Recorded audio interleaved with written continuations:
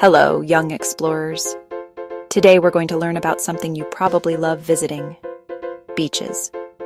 But what exactly is a beach? A beach is a gently sloping area made of sand, pebbles, or mud that sits right at the edge of oceans, seas, or lakes.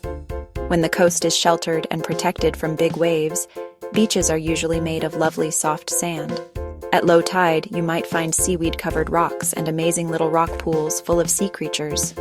But on open, windy coasts, beaches are usually made of pebbles or rocks because the strong waves have washed most of the sand away. Now here's something amazing. Where do you think beach sand comes from? Most sand is made of tiny pieces of rock. When waves hit cliffs over and over, big chunks of rock break off and tumble down to the beach below. These big rocks get rolled backwards and forwards by the waves and tides, bumping into each other. Slowly, pieces break off the big rocks until they become pebbles, and then eventually, tiny grains of sand. Even things like glass, bricks, and concrete get worn smooth by the waves and become part of the sand too. And these pretty seashells? They'll eventually be worn away to become part of the sand as well. Rivers also bring millions of tons of sand and mud to the oceans every year from mountains and hills far inland. In tropical places, many beaches are made almost entirely of tiny pieces of coral and seashells from nearby reefs. Have you ever noticed that beaches seem organized? Let me show you something cool about how beach materials get sorted. At the back of some beaches, you'll find huge boulders.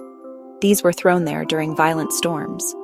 When a wave breaks, it has lots of energy and rushes up the beach, carrying rocks, pebbles, and sand with it. But when the water drains back down in what we call the backwash, it's much weaker.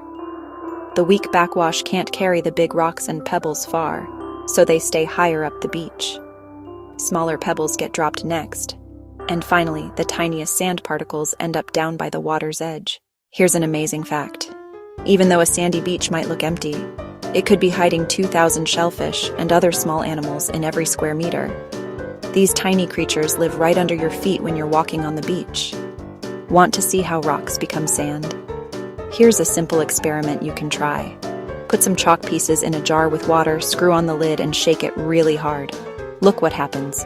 The chalk breaks into smaller and smaller pieces, just like rocks on a beach become sand. Now you know the amazing story of how beaches are formed. Next time you visit a beach, you'll see it with new eyes. Keep exploring and learning.